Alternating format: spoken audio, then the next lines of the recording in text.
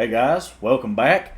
I'm going to put in this little edit because I can't remember to say this in my actual videos, but I am trying to get to 500 subs. I'm at 400, and if you like this content, you like my videos, it doesn't cost anything to subscribe, and I'd appreciate a sub. So if you like it, throw me a sub. I'd really appreciate it. But with that, let's get to the video. I'm here with the Redneck Chess Club, and I'm here to get a little chess lesson. So, who am I? I'm currently rated like around 700 chess elo, and I started playing a couple months ago, maybe like 2 or 3 months, and I'm just playing a little bit every day here and there, and trying to climb to 1,000 right now. So that's me and who I am. And I'm the Redneck Chess Club, Bill from the Redneck Chess Club, and we're gonna play a bot game, him and I, and we're gonna just talk through the moves, kind of like the subscriber games, team games that I've been doing, and kind of work on some fundamentals here with them. So that's kind of the idea here. So Let's do it. All right. So I guess let's start with Maxim here, and let's play white. And I'll show you. I know you like to do the cow and kind of come back around, but I want to show you. I do want to show you the London, and the London starts with d4.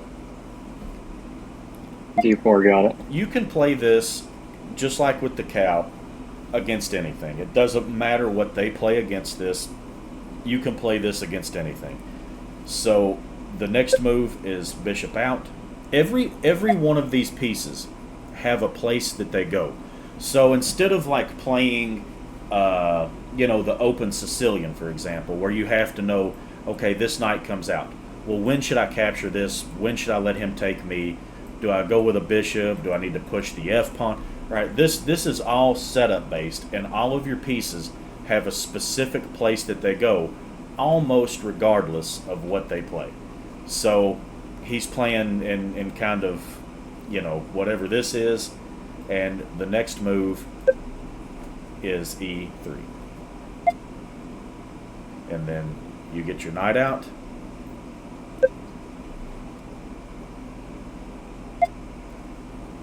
So again, this doesn't matter to us. This ain't a big deal. This knight goes here. This is where all the pieces go. It doesn't matter what he does. Whatever he does, it doesn't matter. We're going to play this the same way. We'll put our bishop here. So you haven't strayed from the opening at all at this point, right? No. This is all Okay. This is all exactly the same thing, no matter what they play. See, none of this matters. This is actually a terrible move. And now we should castle. So, all right, hold on. Actually, if he pushes, we take. He takes. Okay, so actually there is a threat here. So I'll explain this really quick, and we'll figure out what to do. And from here, we can castle either direction, and we'll just kind of talk about, where do we go from here. So, do you see the threat here? Let's see. Maybe I don't see it right away.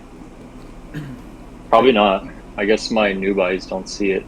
So if he plays this, he's going to attack our bishop.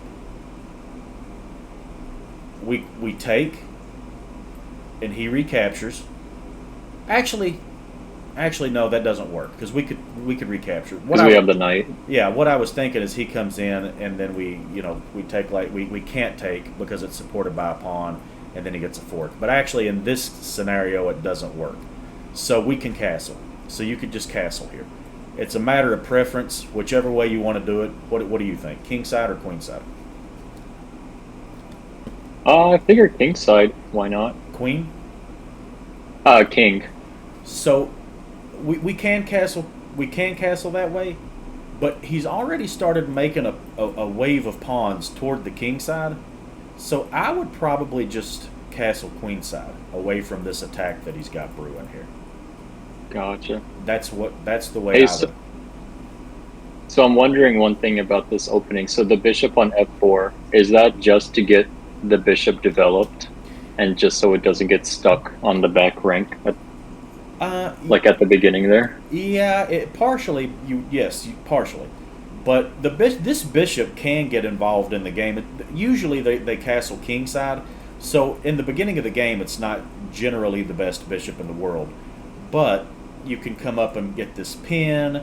Maybe after all the pieces come off, you could go up and into here and start putting some pressure. And in some cases, you could drop it back, like if he played his bishop here, and let him take you and get your rook into the game. So it is a pretty powerful piece.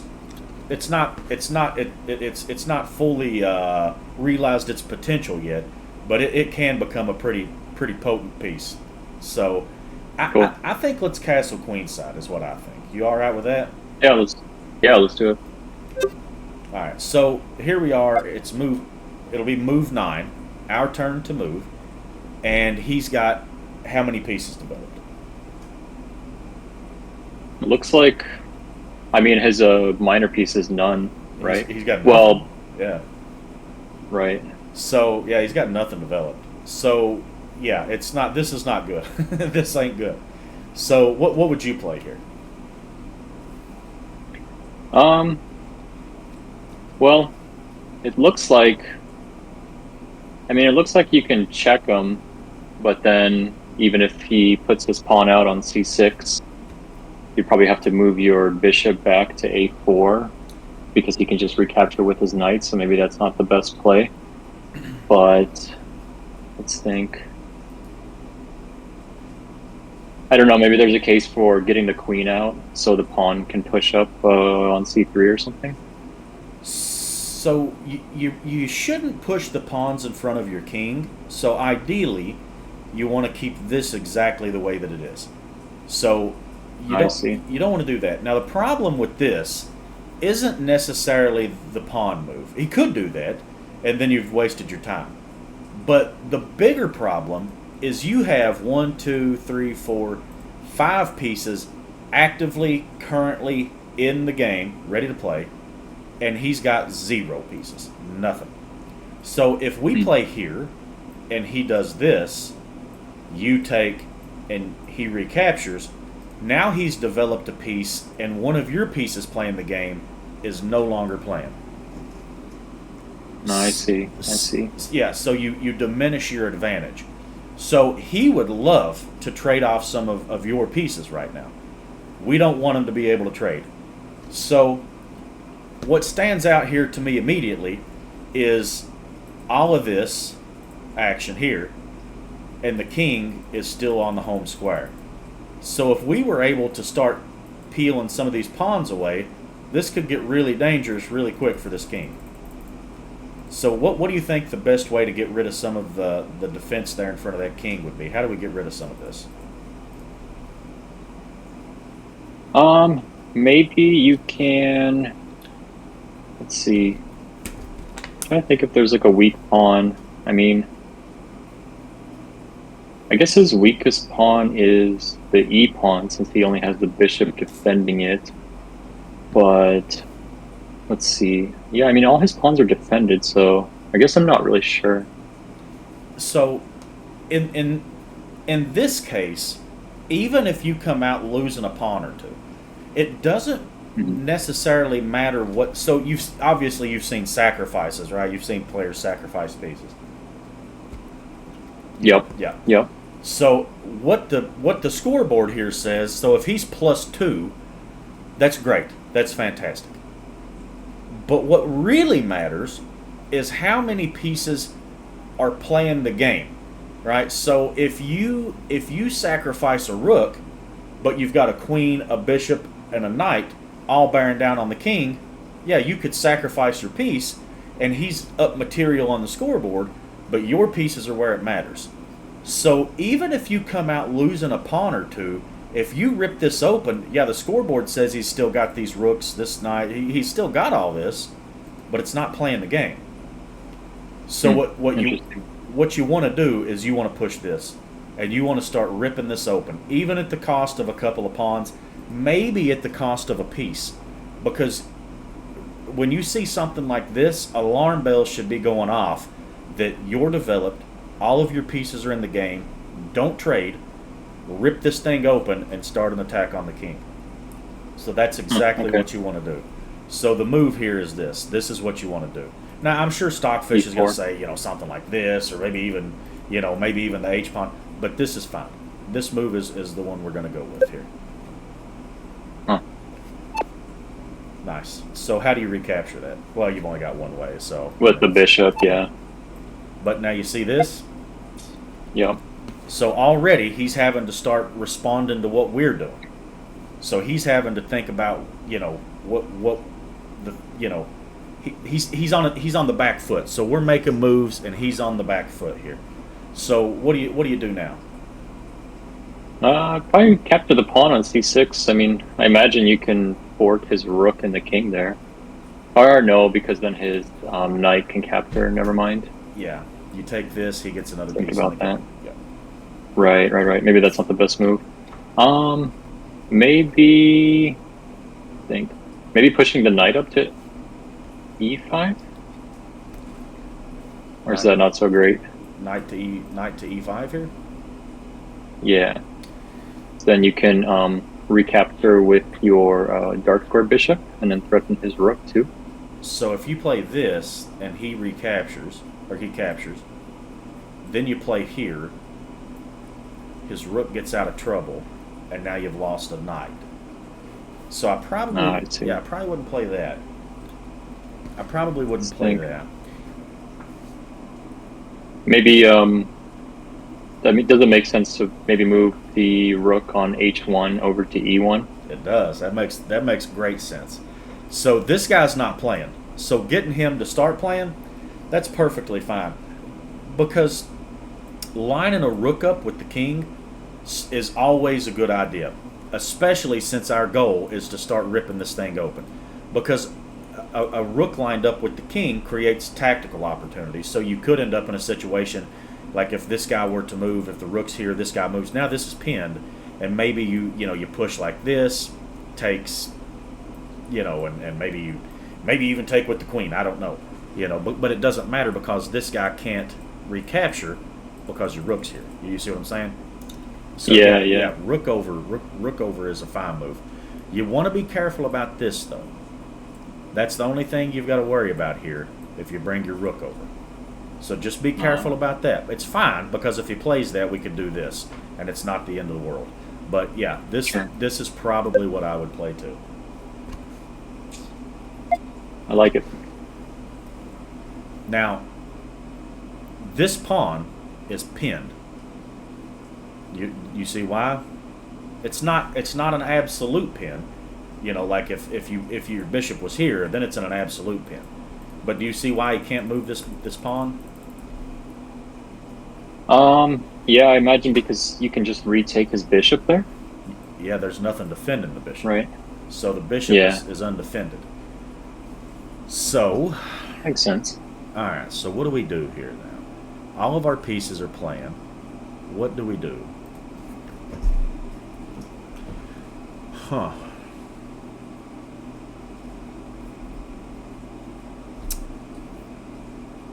So if we pushed here, he actually could take. We recapture. Is he? Yeah, it looks like he has 3 defenders on that square, so that wouldn't make sense. Which 3? Oh, he's got the 2 pawns and the queen defending d5. Well, this bishop actually defends 2.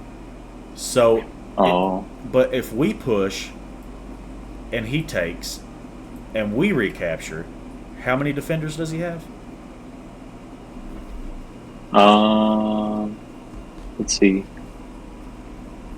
Well, I guess would we count his light square bishop? Yeah, the light squared bishop would 2 count. or 3? Yep. Yeah, so I guess that'd be 4 if we count like the queen. So this pawn disappears, right? So push, takes. Mm-hmm. So this pawn's gone and this pawn's gone. Bishop's here. These 2 pawns don't exist. How many times is he looking at this square? How many times is he attacking it? Let's see. 1, 2, 3, 4. 4? 4, right? 1, 2, and that's it. No. Because remember, this pawn is pinned by this rook. Yeah. Yeah. So, all right. So if we push, takes, takes, takes,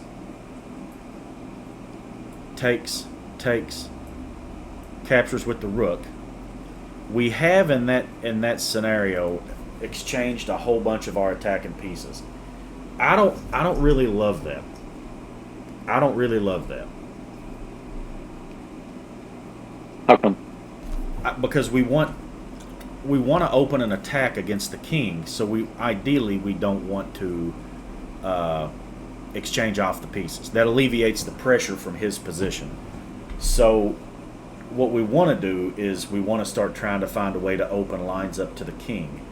So another way to approach this, a little bit more directly,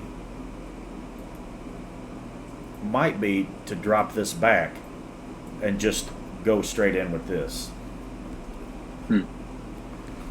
So Yeah, that's a potential. yeah, I think that I would probably play this and just open this rook up to look at this guy now. That's probably what I would do. Sure. I'm guessing he'll probably defend that pawn, but I guess we'll see what the bot does. He may, Oh. but now again, this is pinned. So he can't actually take here. He can't capture anything here. But you do have an incredibly powerful threat here. Do you see what it is? Let's see. Hold on. Don't spoil it for me. Let me think.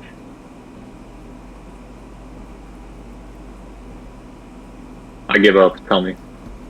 So if we take this and he recaptures, he loses the game. Because bishop takes g6. Oh wow. Does that make sense? Do you see why that's so strong?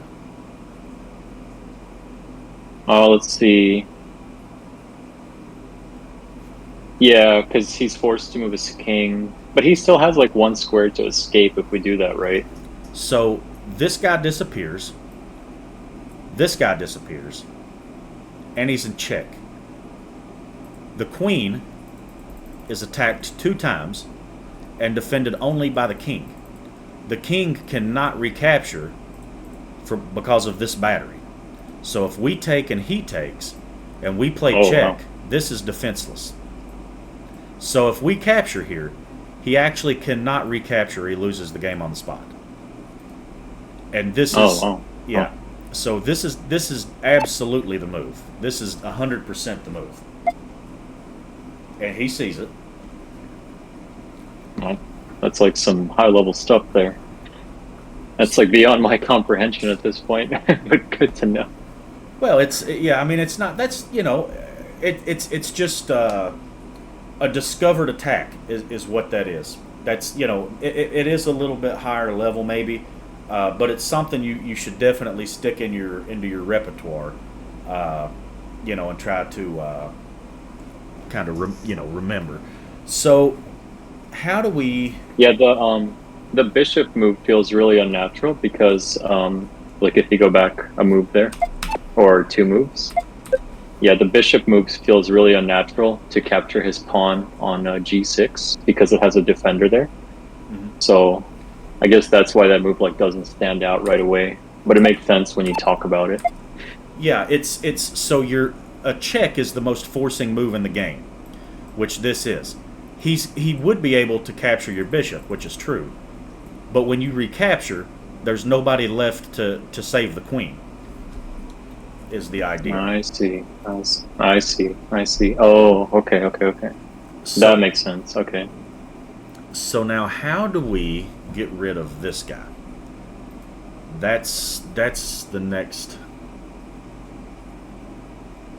thing. We don't want to move this guy unless we have a check. So what about this? Remove the pawn threat. Well, if he takes, the same thing is true. So, like I said, Right. even if you lose a pawn or 2 here, your attack is so strong that he's barely hanging on here. So I would probably, in this position, I would probably play this and try to Interesting. start. Yeah, because if he takes, he loses the game. So now it's just operation rip this thing apart. That's So maybe even here, and maybe I think this is the move. This is absolutely the way that I'm going to play it, and we'll see how this goes. Let's see how the story unfolds. So now, what's the move? Bishop capture the pawn Bishop takes g6. on g6. Check. And that's a wrap. And that's the ball game. So, now, I mean, this is hanging, but, it doesn't matter anymore. You've got an overwhelming advantage. So now it's time to find checkmate. So we're not worried anymore about this guy. He could help himself to that. So now it's, how do you find the best checkmate? So let's look for checks. So you got this check, you got this check, you got this check, and this check. So right away... There's also the knight on g5 too. Yep. So... Oh, yeah. Or your knight on g5. Yeah, and you have this check. Which isn't a bad move, because that immediately saves the knight and brings it into the attack. So you can rule out anything to this square immediately, because he would capture and then you're in trouble. So nothing's going here. So of the viable checks that you have, you've got this one, and this one. This move here brings another piece directly into the fight. So and it saves it. So this is 100% the way I would play this. So do you understand why? Yeah, because it forces him kind of towards his rook there, because the queen is defending the e file. Yeah, we're going to force him into the corner. We're going to bring another piece in directly, because again, it matters what you have in play. This bishop's doing absolutely nothing in the world. This knight, this rook, I mean, these are on the starting square, and this guy actually is pinned because, well, no, it ain't because of that. So we do need to be careful, actually, because this is defended.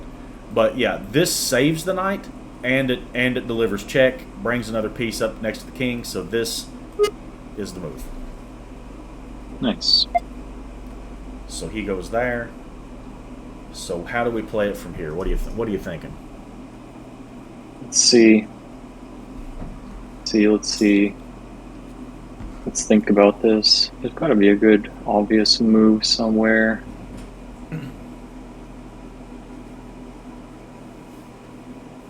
Let's think. Hold on, don't spoil it for me quite yet. It would be nice to get the queen onto f7 somehow. But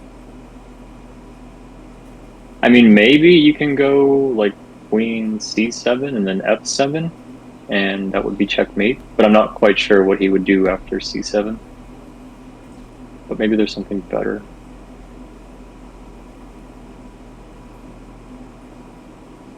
Maybe moving the knight to e6. c7 looks perfectly fine, actually.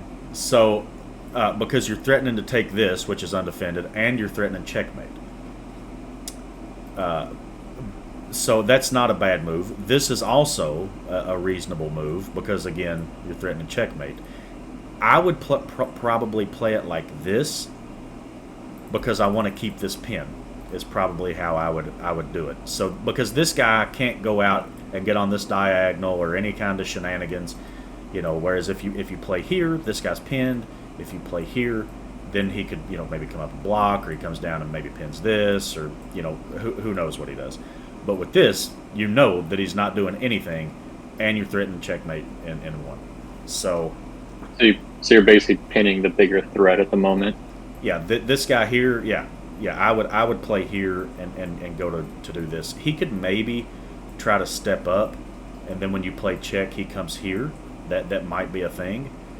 But do you see the winning idea here in that position? Yeah, you could move your knight onto like e6 and then deliver him Yep. check. Yep. And then the bishop is also protecting h6 as well. Yeah, literally any move at that point is winning. Yeah, so you play here, Yeah. he goes here, you play check, he comes here, check, and then he's on the run. So yeah, this is probably how I would approach it right here. Or actually, I'll tell you what, this move actually keeps him from being able to do that. So no, I think your move actually might be the better move here. Oh, wow. Because if we play here, he can run. If we play here, he can't. But he has this. No, he don't, because we would take. Yeah, I think this is the move. This, I think, actually is. Yeah, let's play it this way. Let's play it this way. Now we're threatening mate in 1. There it is. Does that stop mate in 1? No, because he can still run to h8, even if we were to move on f6. He can, yeah, he can run, yep. So we go here. He goes here. And we can put our knight on f7. Well, your queen's already going to be on f7, so. Oh, right. Obvious, right. Of course, missed that. Yeah. So, but check. He goes here, and then what's your next move?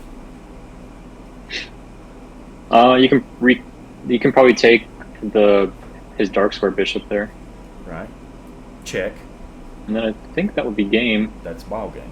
Yep. So he stopped. Yeah, that'd be checkmate. Yeah. So now it went from mate in 1 to mate in a couple. So that's forced. And just double check that we're not crazy. Check. He can't capture. Nope. He can't block. Nope. He can't run. Yeah. So that's it. Wow. That's it. Make it look so easy. Well, it's paying attention to those little tactical details, like this battery. That's what won the game, is this battery. Because once we sacrificed the bishop, the queen was done. Knowing that you've got this pin here, the rook pins this pawn, and knowing that he can't take anything, those little details are really important. But it's so let's see, how do we play?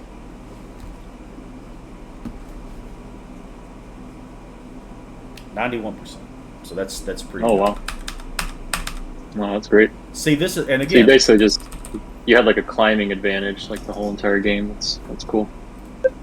yeah, the whole game, and that's the thing about the London. Your knights, you've seen though how your knights were in here. This is what I was saying before. This is their natural squares. You're controlling the center. This knight was able to hop immediately right into here into the attack. It helped on the checkmate. So that's the reason that you'd like your knights to be here. You want to control the center, and they're able to hop right into the fight. So, but you see, this is all book moves. It didn't matter what he played. What he played is irrelevant. I'm not taking into account really anything that he's got going on here. Nothing. And this is all, see, best move. Yeah, this is all just perfectly fine. Everything is great here. Rook over, bishop back. They didn't like that. Best move. I mean, but that's what I'm saying. Look at all these book moves, and you don't have to take into account. You should take into account what they're doing, but you don't have to calculate every move. Like, is this safe? Is this a good move? You just get the pieces where they're this is where they go. The bishop goes here, the knight goes here, this knight goes here, this bishop goes here, and that's just it. That's just where it goes. That's the place that it goes, and you're done. Get your pieces there, and Yeah, that's cool. yeah. So Yeah, I'll have to try that. I'll have to try that in my next game. I might have to take the cow behind the barn and shoot it after this. So, do you have time for one more with black, or is that all the time you've got? Let's see. Yeah, I can probably do another quick one. Yeah. All right. So we'll do new game, same guy, and we'll do black. All right. So E4. So what would you play here? So we want to do, what is it? Well, do you have to flip it since the queen's on the other side? Like if you're playing the London system, or would you just go d5 with the pawn? You can kind of play the London as black. It's not like as effective because you're kind of a tempo behind. But you can do that. Yeah, so if that's fine, let's do it. Let's play. Okay. Okay. So the bishop goes here, right? Outside the pawn Gotcha. chain. Okay. Yep. Just go ahead and get him out. So is he making a threat? Is this defended? Yeah, so our pawn's threatened there. So would you move, what is it, the e-pawn there? Well, oh, you're protecting with the queen. Yep, sure. You're protecting. So that's not a big deal. But, you know, you've got two choices here. You could do either one of these two. Either one's fine. I say probably at this level, let's just go ahead and make sure everything is solid. Let's just make sure that everything is nice and solid. All right, so what's he doing here? He's just trying to get his rook out. Is that a good move or a bad move? What do you think? It seems pretty early for that move. That's a terrible move. So yeah. So the thing is, and I always say this: if your opponent starts doing crazy stuff, don't also do crazy stuff. So if he's going to do this and you know get his rook out and attack absolutely nothing, more power to you. But we should continue with what we know we need to be doing, which is we need to get our knights out. Well, actually, this knight we would play here. So here, here, and here.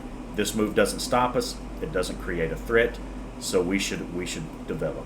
So let's go ahead and get our knight in the game. Cool. So is he creating a threat here?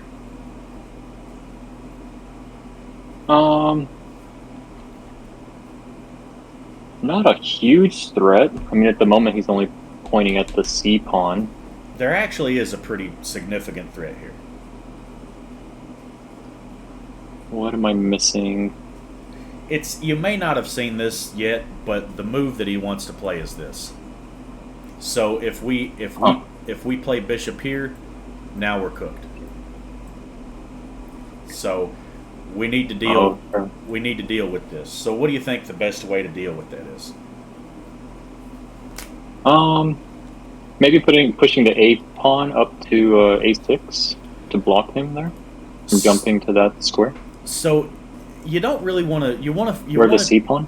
You want to develop and fight for the center. So when you play the London, which is kind of what we're playing, this is the move you want to play. So we want to play this move anyway. So you've got two options here. It's this or this. Either one of these two moves is perfectly reasonable.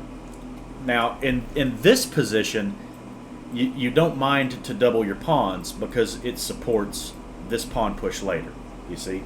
So this move here is perfectly acceptable. So you could do this or you could do this. I'll leave it up to you, whichever one you'd rather play. I guess to me, the pawn push seems more natural.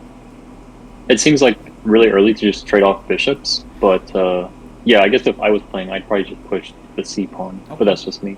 So the one drawback to this is if we do push this and our knight goes here, we take away later the possibility for us to challenge the bishop on the file. Now, we can't go ahead and do this, but if we play here and we take, we damage his structure, and we would get, if he takes us, we get another pawn in the center to later push this pawn here. So I would do this, but we'll go ahead and we'll play this. That's a little bit high level. How come you wouldn't recapture his bishop with the queen in that case? Is it just because you want to develop the bishop? I want to play this because if he takes and I take, then I get this extra pawn to challenge his center. That's the reason I want to play it that way. So, interesting. Okay. So what do we got going on here? What's he doing? Well, he has two attackers on our d pawn. Let's see. So let's say that we get out of his way. What do you think he wants to do here? Let's see. Not quite sure, actually. Takes, and now that's back on the menu. So Okay. that's what he's wanting to do. So we definitely cannot allow this to move because we're in trouble if it does. But there's a problem with this move. Do you see what it is? Well, he opened his king file up, right? Yeah, he did, but Kind of weakened his king file. E4 on its own isn't a bad move. It's perfectly fine to play E4, but in this particular situation, it doesn't work. So how many times is this defended? Let's count the defenders.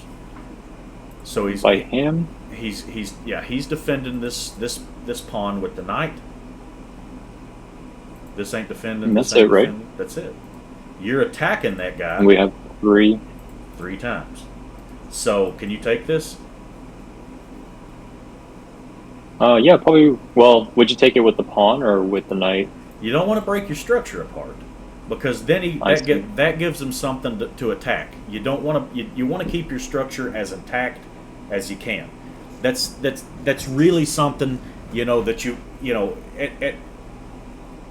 at 800 750 it's probably not as important, but that's something that you really want to understand is you want your structure, your pawn structure, to remain as intact as you can keep it, because when you get into an end game and your pawns are all busted up and they're doubled and tripled and just scattered all over it's really hard to defend them.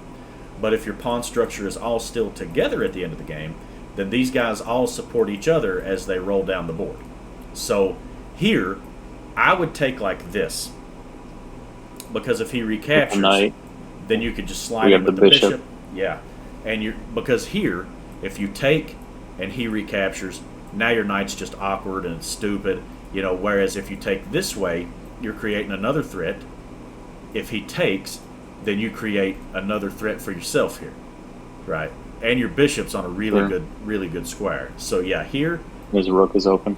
Yeah, here I would take like this, and his only threat in the position was that fork, and that gets rid of it, so it's gone now. So now recapture with the bishop. You're looking at his rook. Okay, so what do you do now? I'd have to imagine. Well, I'm trying to think if it makes more sense to take with the queen or with the rook there. I imagine with the queen? Nah. Or maybe push the pawn up? You're looking at the wrong part of the board. Oh, just take his rook? Take his rook. Yeah, the rook is worth more than the knight. So he took a knight, but he lost himself a rook. Alright, and now, just come home, right? Move it right back where it was. Yeah, just put him back, bring him back home. Yeah. So we come out of that up an exchange. So good trade there. Yeah, it's worked out well for us. So now what do you think? Probably moving the bishop to d6. Our dark square bishop. That's so we can castle at some point. Yeah, that's not a bad move, because if you go here, he recaptures and you can take with the queen. That's not bad, but you have something better here. Something better. Let's see. How could you develop that bishop with tempo? Can you make a threat of your own? Oh, yeah. So we have a check and a free pawn on b4. Yeah. There you go. He just gave us a free lunch there. Oh, that's not good. That's not good. So now the king's on the run. So, what do you think we should do now? Let's see. Let's think. So we don't have like any check opportunities. Maybe. No, that'd be a bad move. I mean, castling. seems like it would make sense, and he's not really threatening anything, so maybe castling. That's beautiful. I really like that you, yes, because he's already made the decision to weaken his position. His position already sucks. Don't also go crazy when they go crazy. He's played a move that's bad, but let's solidify our advantage. Let's take just one turn and make sure that we are safe. And now we can start thinking about going crazy. So why did he play his queen there? Let's see. He's creating a couple threats. I'm not sure. That's a good question. Yeah, honestly, I don't know off the top of my head. So when this queen was here, this pawn was undefended if it pushed. Now that the queen's here, he could play this and push our bishop out of here. So that's the reason that he played this move. But it also sets up now the bishop to come down and attack our queen. So he's created a couple of threats. Oh. So what could we play here to spoil all the fun for our buddy here?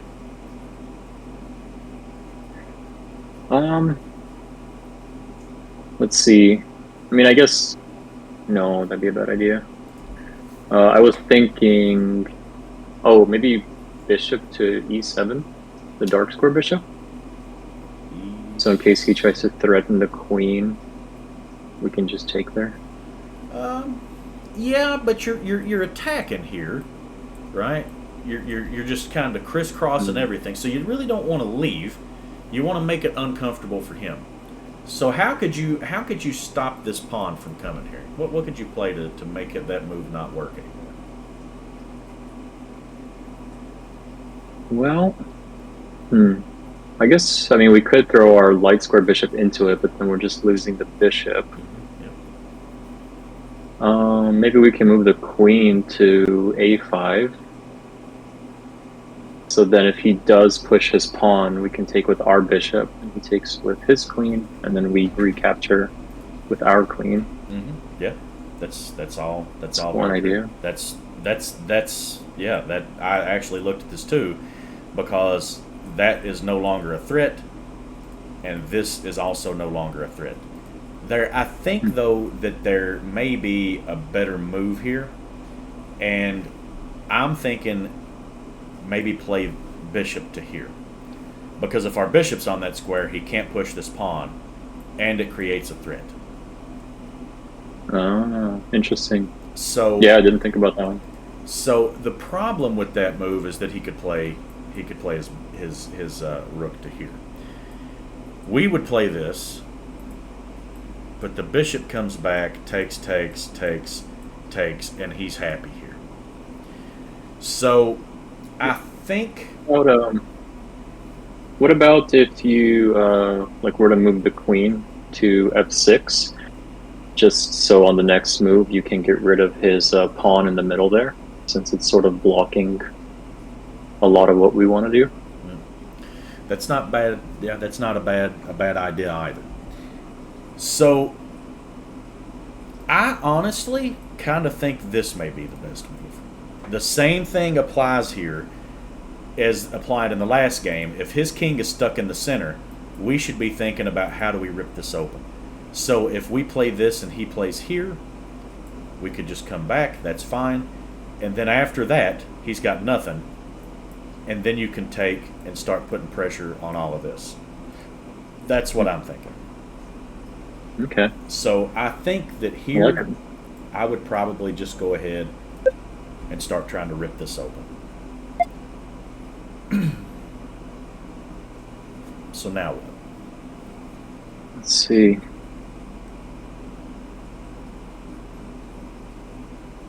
Think about this.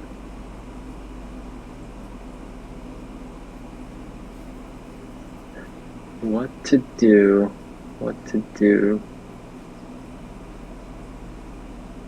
We just keep pushing the pawn? You don't want to lock it. You don't want to lock the center. No.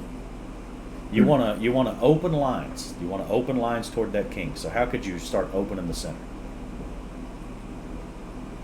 Oh, I guess we could just take his pawn, Yeah. but then I suppose that's a free pawn for him. I guess that's the thing that feels unnatural is just capturing his pawn feels unnatural because he can just take with his king. He does. But I guess that makes more sense than dancing the queen around. Well, he does get to take with the king. That's true. However, there's an important detail here: is the king ends up on d4. So if your king is literally leading the fight, you're not doing so great. So if you take and he goes here, you can bring your rook in, and now it starts to get scary here for this guy, right? So this is the move. This is the move. Start opening things up. So how else could you start applying pressure to the king here? Imagine with the queen on b6. I mean, that'll put him in check. Yeah, so let's start taking some stock here of the situation. So the king does not have this square. He does not have this square. He doesn't have this square or this square or this square. So he's starting to run out of territory here. We're running out of real estate. So how could we best get the king involved to make some threats here? How could we best get the queen in to attack? You got this move. Probably d6. Yeah. You got this move and you got this move. Which one do you think's better? Probably d6. D. Yeah, that would be my vote. d6. Or sorry, f6. Excuse me. So f6, and he plays this. So what do you do there?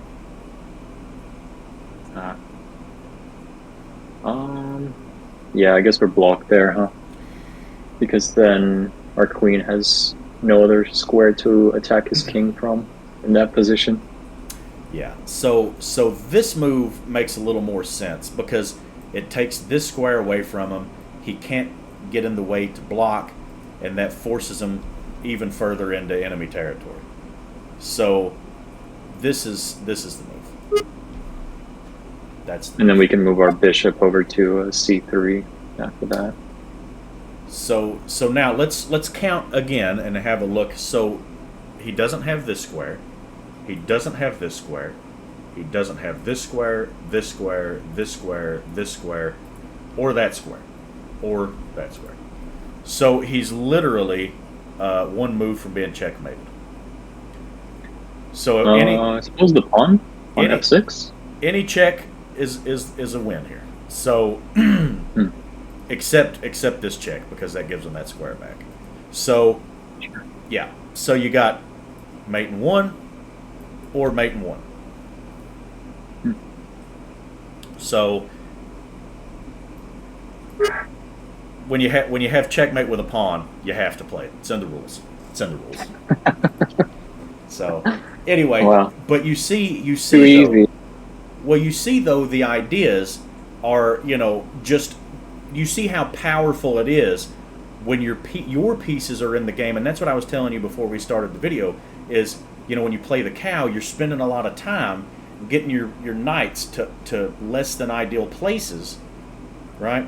And whereas if you just get them out, get them in the game, and you do it as fast as you can, and you don't waste time, look at this. Look at how this game flows. So again, nothing. We're playing literally the same opening that we just played. Literally the same thing, same exact deal. Our pieces are in the game, right? So now let's look at the position. Now we're castled. Well, not yet, but he does this, and this is really where the wheels fall off. But if you look at the position, now we have 2 bishops in the game. The king steps up, so it's not looking good. We get castled, so now our king, safe as he could be. There's no attack. There's no pieces down here threatening us or anything like that.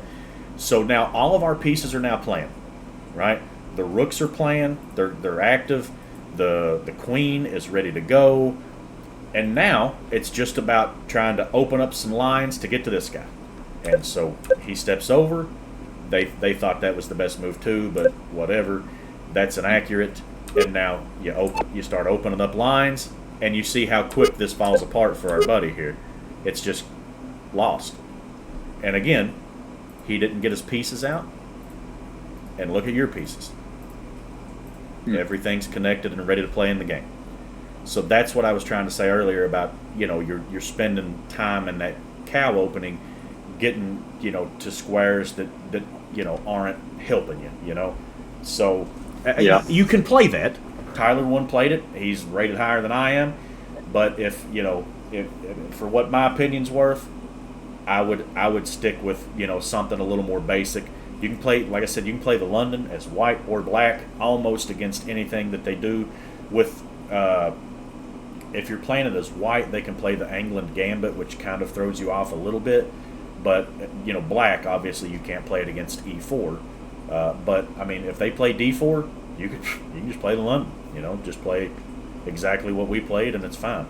But that's the deal, and it also where your pieces belong. And they have a home, they have a specific place that they go, so it reduces the opportunity for you to blunder your pieces. So it's a good opening. So anyway, that's cool. Do you feel like you learned anything from this? Was this helpful, you think? Yeah, definitely. I definitely learned that I'm gonna take the cow, I'm gonna cut it in two, hang it and dry it after this. That ain't a bad plan. That ain't a bad plan. So again, kidding, of course. it does work. It works, and you win games with it. That's fine. But sticking with something a little more mainstream, I think would probably be more benefit for you. And this, you don't waste those extra couple of moves. Your knights are on better squares, and fighting for control of the center, which is what you want. And you can really play the London against pretty much anything. I mean, even the England Gambit. You could really just decline the Gambit and still play the London. So, yeah, I mean, sure. However you want to do it. But anyway, I'll end the video. I'll end mine if cool. You want to do yours, and we can wrap up, after we quit recording. Sound good? Yeah, totally. Yeah, no, this is really good. A lot of the moves, like if I were just to look at them and see them, they would feel unnatural, especially like some of the pawn sacrifices in the center and stuff. But as you explain it, it makes a lot of sense.